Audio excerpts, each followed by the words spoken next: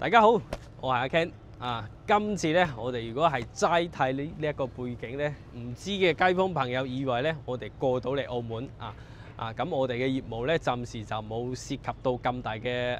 範圍啊。依家咧仲喺我哋嘅珠海香洲區啊，不過咧係嚟到我哋嘅珠澳跨境園區呢邊嘅。咁我對面咧確實係澳門啊，係澳門嘅一個青洲呢邊嘅，包括我哋嘅筷子基啦。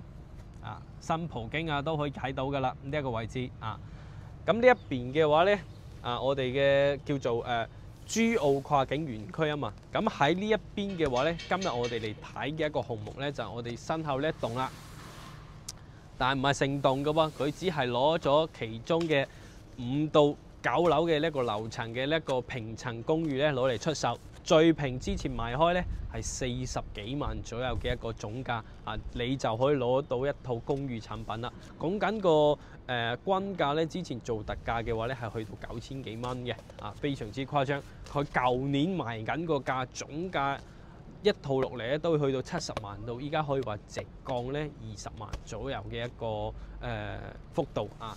開發商最大嘅誠意，人哋話咧就係降價啦啊！咁呢一個發展商嘅誠意，我相信大家都見得到啊！咁點解會過嚟拍呢一個樓盤呢？公寓好多人都覺得公寓啲產品唔好啊，但係因為佢呢個位置比較特殊啦，喺一個珠澳跨境園區，同埋咧喺呢一度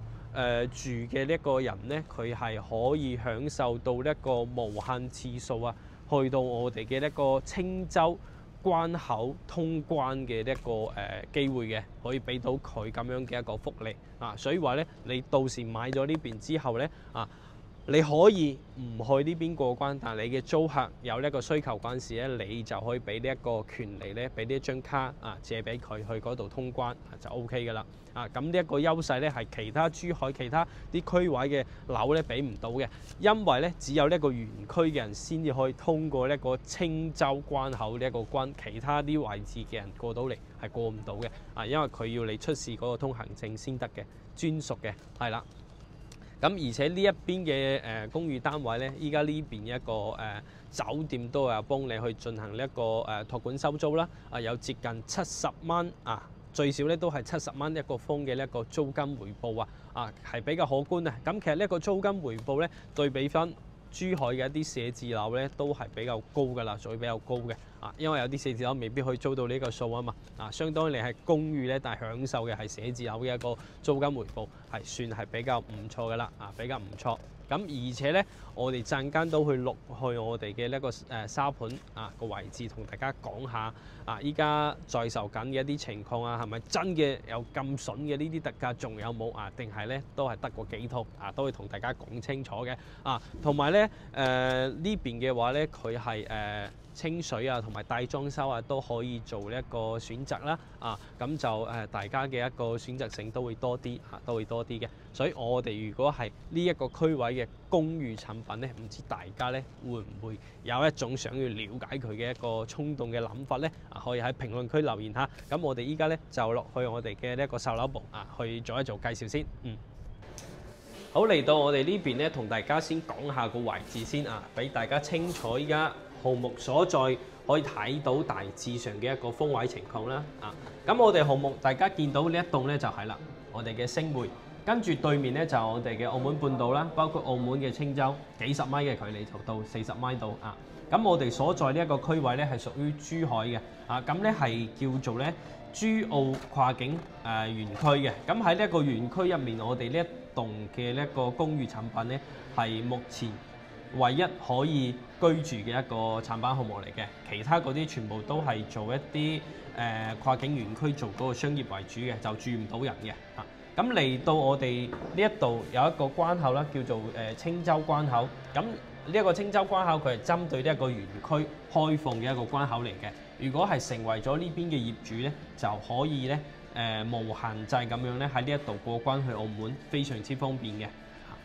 咁我哋嘅項目咧，啱先講到嚟到呢個青洲呢邊咧，就大概係幾十米嘅直線距離啦。咁嚟到過關幾分鐘啦。如果係去到新葡京筷子基呢邊咧，亦都係講緊咧可能10零分鐘就可以到㗎啦非常之快脆咁成個項目嘅話咧，可以睇到嘅一個景觀嘅話咧，咁就依圖所示啦。高啲嘅話咧係可以睇到呢個澳門風向嘅呢一個新葡京啊咁樣有啲靚嘅都可以睇到咁我哋咧再講講呢邊咧周邊嘅一個商業情況。咁其實本身我哋呢一個園區嘅一個商業咧係比較少嘅，到時我哋樓下咧都有4層嘅呢一個商場。咁喺我哋呢一個商場之餘咧，我哋呢邊咧去到我哋珠海嘅下灣美食街嗰度，即係下灣商圈咧，即係1公里以內就可以到達。你搭部車仔咧，可能5-6分鐘你就可以到達㗎啦。去到拱北一樣嘅，都係講緊5-6分鐘嘅啫。包括去到港珠澳關口非常之近。澳門咧唔使講啦，啱先講咗非常快。去到富華里咧，大概係10到15分鐘到啦。九洲道呢啲華發商圈一樣嘅，大概係10零分鐘你就可以到達。所以喺呢一個位置咧，佢係非常靠近拱北呢一個位置咧，去到珠海市區嘅呢一個主要嘅商圈配套亦都係非常方便咁我哋依家嚟到呢一個位置就係我哋呢一個沙盤啦。呢一棟咧就係我哋在售緊嘅呢一個產品，但唔係成棟都在售㗎佢依家在售緊咧，只係我哋嘅5到9樓嘅平層公寓嚟嘅。咁其他嗰啲唔係嘅包括佢1到4樓咧係做呢一個商業啦，做商場啦。包括4樓呢一個位置咧有一個空中花園啦，可以俾我哋嘅業主喺下面咧可以行下，有個地方咧即係有個園林俾你喺度散下步嘅跟住咧佢10到頂樓咧係做嗰個辦公，包括佢呢一個開發商嘅總部咧都會喺上面呢2層咧到時進駐入嚟嘅喺度咧做呢一個跨境方面嘅呢一個生意係啦。咁佢嘅5到8樓咧個層高咧係3.5米嘅9樓嘅話咧係3.9米，就會比較高啲個挑高會高啲嘅。咁我哋陣間會上到我哋嘅實地板房啦，去睇呢一個實景嘅情況係啦。咁我哋在售嘅面積都同大家講下，最細面積咧係49個方，最大咧去到70個方嘅包括60個方都有57個方都有。但係呢啲單位加埋可能得個幾套一層，就比較少。所以主力嘅戶型咧係我哋嘅49個方咁49個方依家嘅話咧 total 落嚟咧就我哋嘅一啲中高樓層會比較貴啲就要去到50幾萬到大概咧係58萬左右。咁我哋之前有啲低樓層嘅就做緊個價會比較平啲，40幾萬左右9000幾蚊。但係依家冇咩貨㗎啦，因為嗰啲朝向又差，樓層又低，所以就做特價。依家嘅話正常在售緊嘅一啲產品咧，關價都要去到11,000蚊左右，而且係清水嘅。如果大裝修咧，就要加多1500蚊一方嘅呢一個裝修價咁呢一個咧就係佢在售緊嘅一個情況。咁當然呢邊買咗之後咧，你可以交俾呢一個酒店去託管嘅。咁佢呢一邊咧託管嘅話有一個保底就係70蚊一個方嚟計，而且咧係可以簽5到8年。呢一個期間咧，全部都有呢一個保底嘅收益俾到你嘅。咁呢一個咧就投資回報嚟講咁我覺得算係比較可觀㗎啦比較可觀。而且咧，佢如果係清水嘅話，收樓時間比較快，6月份咧就可以收樓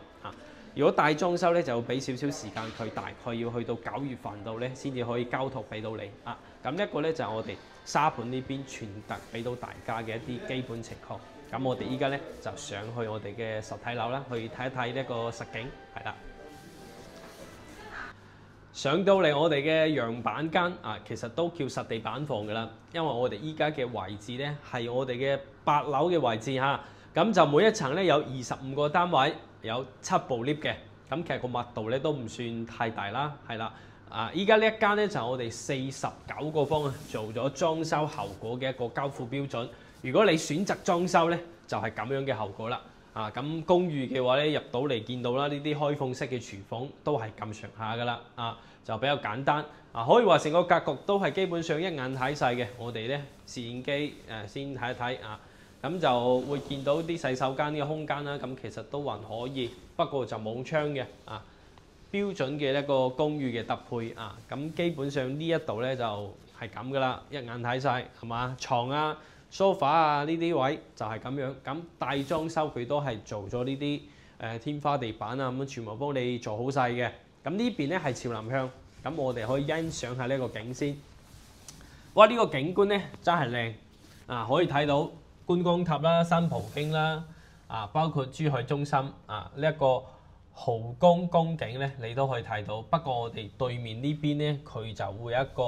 物流公司啊，咁啊有阻擋到嘅。咁我哋依家8樓呢一個樓層叫做還可以啦，咁就高出嗰些少可以睇到新葡京啊、觀光塔呢啲。啊，如果低樓層咧會遮擋咗呢一部分嘅景，就只能夠睇觀光塔，包括出面少少嘅一個豪宮嘅宮景。啊，咁其實我哋呢個方位咧，啊咁樣你過嚟呢邊。側側地咧就睇到嗰個青州嗰度嘅啦，澳門青州，咁咧就比較近嘅，係啦。咁呢一個咧就係我哋朝南向呢一邊嘅單位啦。咁其實呢一個朝南向咧，佢個價錢會比較貴，特別係8樓啊，因為佢7樓嘅話有啲咧都去到50幾萬嘅啦，所以都係會比較往呢一個可能60萬左右去扣一扣啊，朝南會貴啲嘅。我哋依家咧就嚟睇一睇呢個朝北向嘅單位嚇。呢個朝北向嘅單位佢做咗一個閣樓嘅設計啦，咁就會比較特別啲。咁呢一個咧，呢一個裝修唔係我哋嘅一個交付標準嚇，即係個裝修嘅風格啊。佢係一個創意板房啊。咁我哋入嚟呢啲格局咧就唔使多講噶啦，基本上都係一樣，但係佢咧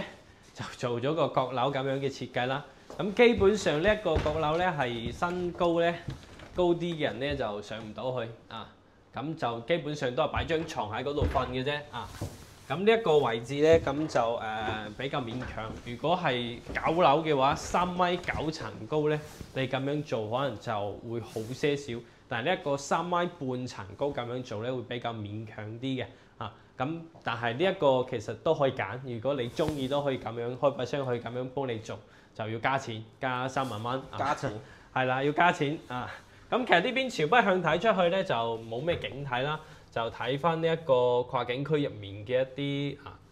啲樓嚟嘅，咁就有遮擋噶啦。咁樓下咧就係我哋對面嘅，都係一個物流廠嚟嘅啊，物流公司啊。所以呢邊係澳門更加近喎。係啊，40米就真係40米。就隔咗條河40米。我哋啱先開頭喺空中花園嗰度咧就見到對面啊嘛，就好近啊嘛啊。咁其實呢一套咧，佢之前咧就做特價話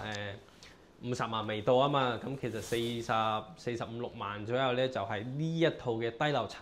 咁其實都係睇翻呢邊嘅。咁依家咧只有我哋嘅7、8樓啊咁以上嗰啲就會貴啲啊，所以依家呢個價咧就做唔到咁低啊。咁我哋咁呢一邊嘅話咧，佢嗰啲大面積嘅咧就會喺我哋嘅一個7樓有啲清水嘅，都可以帶大家咧去睇下啊，睇下嗰啲大少少嘅嗰啲朝向啊，睇出個景觀會唔會更加之靚啲啊？咁當然價錢會貴啲嚇。好，我依家咧就嚟到7樓嚇，咁帶大家咧睇呢一個70方同埋60方嘅，咁就係清水嘅狀態啦，但係可以睇到呢兩個單位嘅一個朝向啊，實景朝向可以睇到啲咩景啊？咁咧同大家去講下。首先我哋呢邊入門口就係咁樣嘅啊，到時就喺呢度入，但係咧依家係未將個走廊咧裝修好嘅一個狀態嚇。咁入面嘅話，到時清水交俾你咧就係咁樣嘅。如果揀清水啊，就係咁樣嘅交樓標準。咁呢一個單位70個方咧，我哋可以見到係兩面採光嘅。啊，咁佢兩面嘅呢一個牆咧，全部都係做咗呢啲